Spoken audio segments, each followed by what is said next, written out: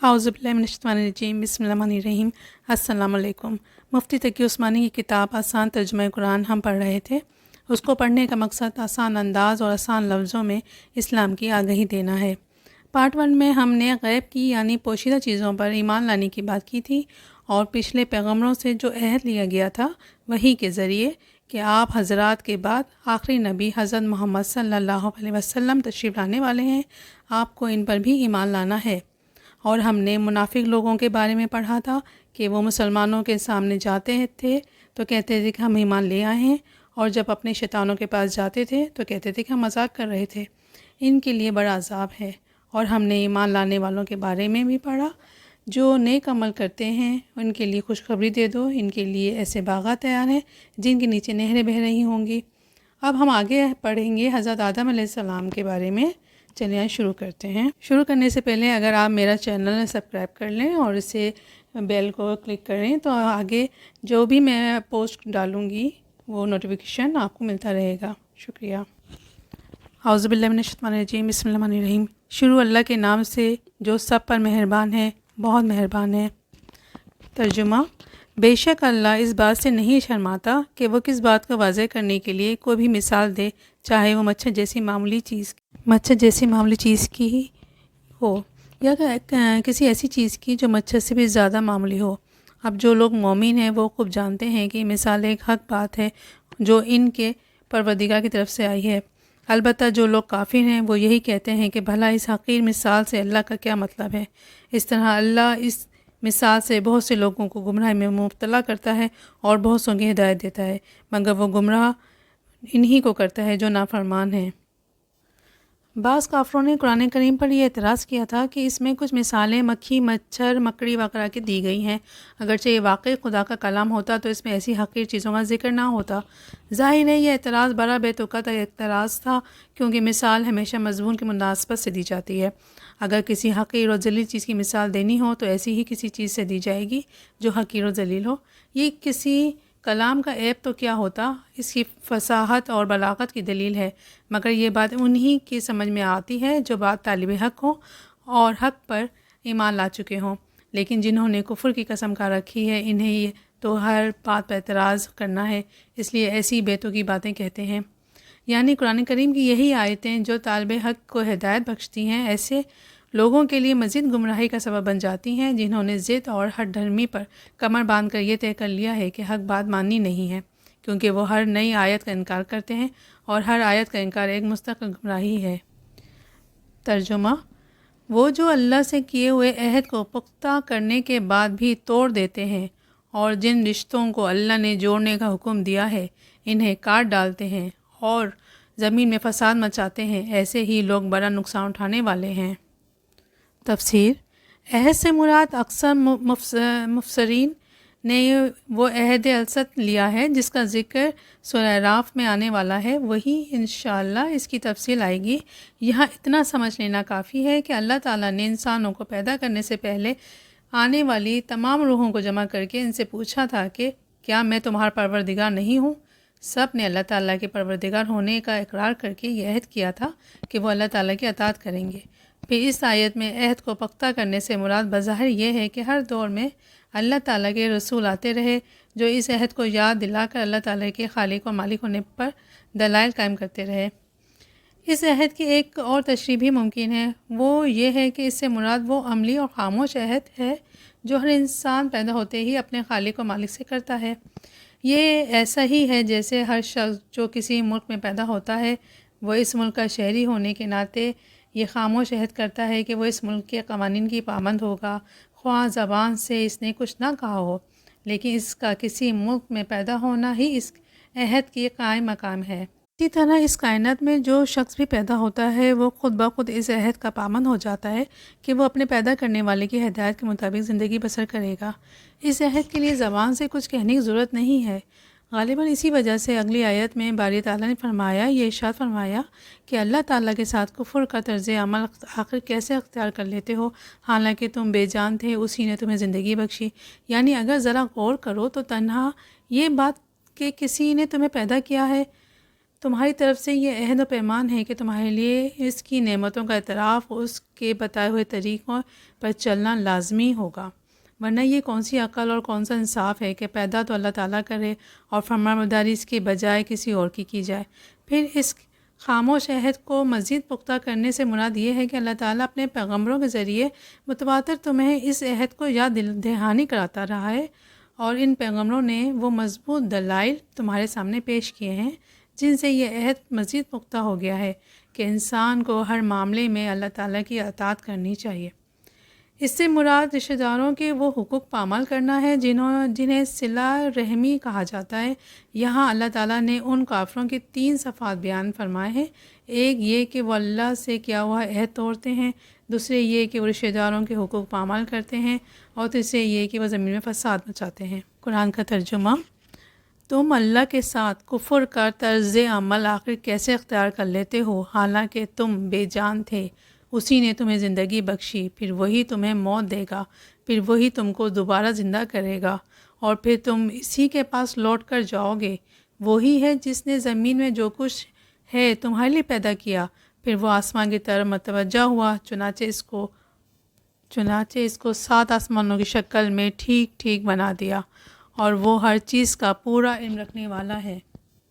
تفسیر: ان میں سے پہلی چیز اللہ تعالیٰ کے حقوق کے متعلق ہے، یعنی نہ وہ اللہ تعالیٰ کے بارے میں وہ عقیدہ رکھتے ہیں جو رکھنا چاہیے، اور نہ اس کی وہ عبادت کرتے ہیں جو ان پر فرض ہے۔ دوسری اور تیسری چیز کا تعلق حقوق العباد سے ہے۔ اللہ تعالیٰ نے مختلف رشتوں کے جو حقوق مقرر فرمائے ہیں ان کی ٹھیک ٹھیک ادائیگی سے ہی ایک پاکیزہ معاشرہ وجود میں آتا ہے۔ اگر ان رشتوں کو کاٹ کر باپ بیٹے، بھائی بھائی، شوہر اور بیوی ایک دوسرے کے حقوق پامال کرنا شروع کر دیں تو وہ خاندانی نظام تباہ ہو جاتا ہے جس پر ایک صحت مند تمدن کی بنیاد قائم ہوتی ہے۔ لہٰذا اس کا لازمی نتیجہ زمین میں فساد کی صورت میں نکلتا ہے۔ اس لیے قرآن کریم نے رشتوں کو کاٹنے اور زمین میں فساد مچانے کو سورہ محمد میں بھی ایک ساتھ ملا کر ذکر فرمایا ہے۔ انسان کو توجہ دلائی جا رہی ہے کہ وہ کائنات کی جتنی چیزوں سے فائدہ اٹھاتا ہے سب اللہ تعالیٰ کی عطا فرمائی ہوئی ہیں۔ ان میں سے ہر چیز اس کی توحید کی گواہی دے رہی ہے، اس کے باوجود اس کے ساتھ کفر کا رویہ اختیار کرنا کتنی بڑی ناشکری ہے۔ اسی آیت سے فقیہ نے یہ اصول بھی مستبد کیا ہے کہ دنیا کی ہر چیز اصل میں حلال ہے، اور جب تک کسی چیز کی حرمت پر کوئی دلیل نہ ہو اس وقت تک اس کو حلال ہی سمجھا جائے گا۔ ترجمہ: اور اس وقت کا تذکرہ سنو جب تمہارے پروردگار نے فرشتوں سے کہا کہ میں زمین میں ایک خلیفہ بنانے والا ہوں۔ وہ کہنے لگے، کیا آپ زمین میں ایسی مخلوق پیدا کریں گے جو اس میں فساد مچائے اور خون خرابہ کرے؟ حالانکہ ہم آپ کی تسبیح اور حمد و تقدس میں لگے ہوئے ہیں۔ اللہ نے کہا، میں وہ باتیں جانتا ہوں جو تم نہیں جانتے، اور آدم کو اللہ نے سارے کے سارے نام سکھا دیے۔ پھر ان کو فرشتوں کے سامنے پیش کیا اور ان سے کہا، اگر تم سچے ہو تو مجھے ان چیزوں کے نام تو بتلاؤ۔ تفسیر: اللہ تعالیٰ کی عبادت واجب ہونے کی نہایت مختصر اور سادہ مگر مضبوط دلیل یہ دی گئی تھی کہ جس نے تمہیں پیدا کیا ہے وہی عبادت کا مستحق ہے۔ کافروں کے کفر پر تعجب کا اظہار بھی اسی بنا پر کیا گیا تھا۔ اب انسان کی پیدائش کا پورا واقعہ بیان کر کے اس دلیل کو مزید پختہ کیا جا رہا ہے۔ آیت میں خلیفہ سے مراد انسان ہے، اور اس کے خلیفہ ہونے کا مطلب یہ ہے کہ وہ زمین میں اللہ تعالیٰ کے احکام پر خود بھی عمل کرے اور اپنی طاقت کے مطابق دوسروں سے بھی کروانے کی کوشش کرے۔ فرشتوں کی اس سوال کی منشا خدا نخواستہ کو اعتراض کرنا نہیں تھا، بلکہ وہ حیرت کر رہے تھے کہ ایک ایسی مخلوق کو پیدا کرنے میں کیا حکمت ہے جو نیکی کے ساتھ بدی کی صلاحیت بھی رکھتی ہوگی، جس کے نتیجے میں زمین پر فساد پھیلنے کا امکان ہوگا۔ مفسرین نے یہ بھی بیان کیا ہے کہ انسان سے پہلے زمین پر جنات پیدا کیے گئے تھے، انہوں نے آپس میں لڑ کر ایک دوسرے کو ختم کر ڈالا تھا۔ فرشتوں نے سوچا کہ شاید انسان کا انجام بھی ایسا ہی ہو۔ ناموں سے مراد کائنات میں پائی جانے والی چیزوں کے نام، ان کی خاصیتیں، انسان کو پیش آنے والی مختلف کیفیات کا علم ہے، مثلا بھوک، پیاس، صحت اور بیماری وغیرہ۔ قرآن کا ترجمہ: وہ بول اٹھے، آپ ہی کی ذات پاک ہے، جو کچھ علم آپ نے ہمیں دیا ہے اس کے سوا ہم کچھ نہیں جانتے۔ حقیقت میں علم و حکمت کے مالک تو صرف آپ ہیں۔ اللہ نے کہا آدم تم ان کو ان چیزوں کے نام بتا دو۔ چنانچہ جب اس نے ان کے نام ان کو بتا دیے تو اللہ نے فرشتوں سے کہا کیا میں نے تم سے نہیں کہا تھا کہ میں آسمانوں اور زمین کے بھید جانتا ہوں، اور جو کچھ تم ظاہر کرتے ہو اور جو کچھ تم چھپاتے ہو مجھے ان سب کا علم ہے۔ تفسیر: اگرچہ آدم علیہ السلام کو ان چیزوں کا تعلیم دیتے وقت فرشتے بھی موجود تھے، لیکن جو کہ ان کی فطرت میں ان چیزوں کی پوری سمجھ نہیں تھی، اس لیے جب ان کا امتحان لیا گیا تو وہ جواب نہیں دے سکے، اور اس طرح اللہ تعالیٰ نے عملی طور پر انہیں باور کروا دیا کہ جو کام اس نئی مخلوق سے لینا مقصود ہے وہ فرشتے انجام نہیں دے سکتے۔ بظاہر ان الفاظ سے یہ معلوم ہوتا ہے کہ یہ نام صرف حضرت آدم علیہ السلام کو سکھائے گئے تھے اور فرشتے اس تعلیم میں شریک نہیں تھے۔ اس صورت میں ان سے ان ناموں کے بارے میں پوچھنا یہ جتانے کے لیے تھا کہ تم میں وہ صلاحیت نہیں رکھی گئی جو آدم علیہ السلام کی تخلیق سے مقصود ہے۔ دوسرا احتمال یہ بھی ہے کہ آدم علیہ السلام کو سکھاتے ہوئے فرشتے موجود تو تھے، لیکن جو کہ ان میں ان باتوں کو سمجھنے یا یاد رکھنے کی صلاحیت نہیں تھی، اس لیے وہ امتحان کے وقت میں جواب نہ دے سکے۔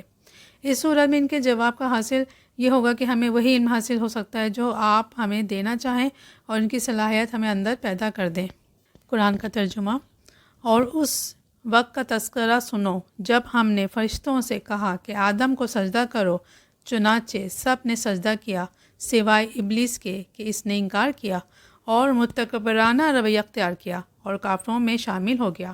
اور ہم نے کہا آدم تم اور تمہاری بیوی جنت میں رہو اور اس میں سے جہاں سے چاہو جی بھر کر کھاؤ، مگر اس درخت کے پاس بھی مت جانا، تم ظالم و شمار ہوگے۔ تفسیر: فرشتوں کے سامنے آدم علیہ السلام کی عظمت کا عملی مظاہرہ اور اس کا امتحان لینے کے لیے انہیں آدم علیہ السلام کو سجدہ کرنے کا حکم دیا گیا۔ یہ سجدہ عبادت کا نہیں، تعظیم کا سجدہ تھا، جو بعض پچھلی شریعتوں میں جائز تھا۔ بعد میں تعظیم کے لیے بھی اللہ تعالیٰ کے سوا کسی اور کو سجدہ کرنے کی سختی سے ممانعت کر دی گئی تاکہ شرک کا کوئی شائبہ بھی پیدا نہ ہو۔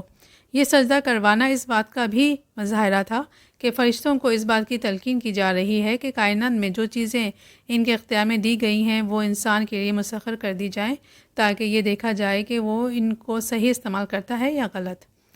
اگرچہ براہ راست سجدے کا حکم فرشتوں کو دیا گیا تھا، مگر اس میں تمام جاندار مخلوقات بھی شامل تھیں، لہٰذا ابلیس بھی جنات میں سے تھا، اس پر بھی اس حکم کی تعمیل لازم تھی۔ لیکن جیسا کہ خود قرآن کریم نے دوسری جگہ بیان فرمایا ہے، وہ اللہ تعالیٰ سے کہنے لگا کہ مجھے تو نے آگ سے پیدا کیا ہے اور آدم کو مٹی سے، اس لیے میں اس سے افضل ہوں، میں اسے کیوں سجدہ کروں۔ اس واقعے سے دو سبق ملتے ہیں۔ ایک یہ کہ اپنے آپ کو بذات خود دوسروں سے بڑا سمجھنا اور اپنی بڑائیاں بگاڑنا کتنا بڑا گناہ ہے۔ دوسرا سبق یہ ہے کہ جب اللہ تعالیٰ کی طرف سے کوئی واضح حکم آ جائے تو بندے کا کام یہ ہے کہ اس حکم کو دل و جان سے بجا لائے، چاہے اس کی حکمت اور فائدہ سمجھ میں آئے یا نہ آئے۔ یہ کون سا درخت تھا، قرآن کریم نے اس کی وضاحت نہیں فرمائی، نہ اس کے جاننے کی ضرورت ہے۔ اتنا جان لینا کافی ہے کہ جنت کے درختوں میں سے ایک درخت ایسا تھا جس کا پھل کھانے سے انہیں روک دیا گیا تھا۔ قرآن کا ترجمہ۔ پھر ہوا یہ کہ شیطان نے ان دونوں کو وہاں سے ڈگمگا دیا اور جس عیش میں وہ تھے اس سے انہیں نکال کر رہا، اور ہم نے آدم، ان کی بیوی اور ابلیس سے کہا اب تم سب یہاں سے اتر جاؤ، تم ایک دوسرے کے دشمن ہوگے، تمہارے لیے ایک مدت تک زمین میں ٹھہرنا اور کسی قدر فائدہ اٹھانا طے کر دیا گیا ہے۔ پھر آدم نے اپنے پروردگار سے توبہ کے کچھ الفاظ سیکھ لیے جن کے ذریعے انہوں نے توبہ مانگی، چنانچہ اللہ نے ان کی توبہ قبول کر لی، بے شک وہ بہت معاف کرنے والا بڑا مہربان ہے۔ تفسیر: یعنی شیطان نے انہیں بہکا کر اس درخت کا پھل کھانے پر آمادہ کر دیا اور بہانہ یہ بنایا کہ یوں تو یہ درخت بڑا مفید ہے کیونکہ اس کو کھانے سے ابدی زندگی حاصل ہو جاتی ہے، لیکن شروع میں آپ کو اس لیے منع کیا گیا تھا کہ آپ کی جسمانی کیفیت اس کو برداشت نہ کر سکتی تھی۔ اب جو کہ آپ جنت کے ماحول میں عادی ہو گئے ہیں اور آپ کے قوی مضبوط ہو چکے ہیں، اس لیے اب وہ ممانعت باقی نہیں رہی۔ اس واقعے کی تفسیر سورہ اعراف اور سورہ طٰہٰ میں بھی موجود ہے۔ مطلب یہ ہے کہ اس واقعے کے نتیجے میں آدم علیہ السلام اور ان کی اہلیہ کو جنت اور شیطان کو آسمانوں سے زمین پر اترنے کا حکم دے دیا گیا۔ ساتھ یہ بھی بتا دیا گیا کہ انسان اور شیطان کے درمیان رہتی دنیا تک دشمنی قائم رہے گی اور زمین کا یہ قیام ایک معین مدت تک ہوگا جس میں کچھ دنیاوی فائدے اٹھانے کے بعد سب کو بالآخر اللہ تعالیٰ کے پاس دوبارہ پیش ہونا ہوگا۔ جب آدم علیہ السلام کو اپنی غلطی کا احساس ہوا تو وہ بہت پریشان ہو گئے، لیکن سمجھ نہیں آ رہا تھا کہ اللہ تعالیٰ سے کن الفاظ میں معافی مانگیں۔ اس لیے زبان سے کچھ نکل نہیں رہا تھا۔ اللہ تعالیٰ نے جو دلوں کے حال سے بھی خوب واقف ہیں اور رحم و کریم بھی ہیں، ان کو اس کیفیت کے پیش نظر خود ہی ان کو توبہ کے الفاظ سکھا دیے۔ ترجمہ یعنی اے پروردگار، ہم اپنے جانوں پر ظلم کر گزرے ہیں اور آپ نے ہمیں معاف نہ فرمایا اور ہم پر رحم نہ کیا تو ہم برباد ہو جائیں گے۔ اس طرح اللہ تعالیٰ نے زمین پر بھیجنے سے پہلے انسان کو یہ تعلیم دے دی کہ جب کبھی نفسانی خواہشات یا شیطان کے بہکاوے میں آ کر اس سے کوئی گناہ سرزد ہو جائے تو اسے فوراً اللہ تعالیٰ سے توبہ کرنی چاہیے، اور اگرچہ توبہ کے لیے کوئی خاص الفاظ لازمی نہیں ہیں، بلکہ ہر وہ جملہ جس میں اپنے کیے پر ندامت اور آئندہ گناہ نہ کرنے کا ارادہ شامل ہو، اس کے ذریعے توبہ ممکن ہے۔ لیکن جو کہ یہ الفاظ خود اللہ تعالیٰ کے سکھائے ہوئے ہیں، اس لیے ان الفاظ میں توبہ کرنے سے قبولیت کی زیادہ امید ہے۔ یہاں یہ بات بھی سمجھنے کی ہے کہ جیسے کہ پچھلی آیت 30 میں واضح ہوتا ہے کہ اللہ تعالیٰ نے شروع ہی سے آدم علیہ السلام کو زمین پر اپنا نائب بنا کر بھیجنے کے لیے پیدا فرمایا تھا، لیکن زمین پر بھیجنے سے پہلے انہیں جنت میں رکھنے اور اس کے بعد کے واقعات کا تکونی مقصد بظاہر یہ تھا کہ ایک طرف حضرت آدم علیہ السلام جنت کی نعمتوں کا خود تجربہ کر کے دیکھ لیں کہ ان کی اصل منزل کیا ہے، اور زمین پر پہنچنے کے بعد اس منزل کے حصول میں کسی قسم کی رکاوٹیں پیش آ سکتی ہیں اور ان سے نجات پانے کا کیا طریقہ ہوگا، جو کہ فرشتوں کے مقابلے میں انسان کا امتیاز ہی یہ تھا کہ اس میں اچھائی اور برائی دونوں کی صلاحیتیں رکھی گئی تھیں۔ اس لیے ضروری تھا کہ اسے زمین پر بھیجنے سے پہلے ایسے تجربے سے گزارا جائے۔ پیغمبر جو کہ معصوم ہوتے ہیں اور ان سے کوئی گناہ سرزد نہیں ہو سکتا، اس لیے آدم علیہ السلام کی یہ غلطی در حقیقت اجتہادی غلطی تھی، یعنی سوچ کی یہ غلطی کہ اللہ تعالیٰ کے حکم کو شیطان کے بہکانے سے ایک خاص وقت تک محدود سمجھ لیا، ورنہ اللہ تعالیٰ کی کھلی نافرمانی کا ہرگز ان سے تصور نہیں کیا جا سکتا۔ قرآن کریم نے دو ٹوک الفاظ میں اعلان فرما دیا کہ اللہ تعالیٰ نے ان کی توبہ قبول فرمائی تھی، اس لیے نہ کہ وہ گناہ باقی رہا تھا، نہ اس کی اولاد آدم کی طرف منتقل ہونے کا کوئی سوال ہے، کیونکہ اللہ تعالیٰ کے قانون عدل میں ایک شخص کے گناہ کا بوجھ دوسرے کے سر پر نہیں ڈالا جاتا۔ ترجمہ: ہم نے کہا اب تم سب یہاں سے اتر جاؤ، پھر اگر میری طرف سے کوئی ہدایت تمہیں پہنچے تو جو لوگ میری ہدایت کی پیروی کریں گے ان کو نہ کوئی خوف ہوگا اور نہ وہ کسی غم میں مبتلا ہوں گے، اور جو لوگ کفر کا ارتکاب کریں گے اور ہماری آیتوں کو جھٹلائیں گے وہ دوزخ والے لوگ ہیں جہاں وہ ہمیشہ رہیں گے۔ اے بنی اسرائیل، میری وہ نعمت یاد کرو جو میں نے تم کو عطا کی تھی، اور تم مجھ سے کیا ہوا عہد پورا کرو تاکہ میں بھی تم سے کیا ہوا عہد پورا کروں، اور تم کسی اور سے نہیں بلکہ صرف مجھ ہی سے ڈرو۔ تفسیر: اسرائیل حضرت یعقوب علیہ السلام کا دوسرا نام ہے۔ ان کی اولاد کو بنی اسرائیل کہا جاتا ہے۔ تمام تر یہودی اور اکثر عیسائی اسی نسل سے تعلق رکھتے تھے۔ مدینہ منورہ میں یہودیوں کی اچھی خاصی تعداد آباد تھی۔ رسول اکرم صلی اللہ علیہ وسلم مدینہ منورہ پہنچنے کے بعد نہ صرف ان کو اسلام کی دعوت دی تھی بلکہ ان سے امن کا معاہدہ بھی فرمایا تھا۔ لہٰذا اس مدنی صورت میں زیر نظر آیت سے آیت تک مسلسل بنی اسرائیل کا تذکرہ ہے، جس میں انہیں اسلام کی دعوت بھی دی گئی اور ان کو نصیحت کرنے کے ساتھ ان کی بدعنوانیوں پر متنبہ بھی کیا گیا ہے۔ شروع میں ان کو یاد دلایا گیا ہے کہ اللہ تعالیٰ نے ان پر کیسے کیسے انعامات فرمائے تھے۔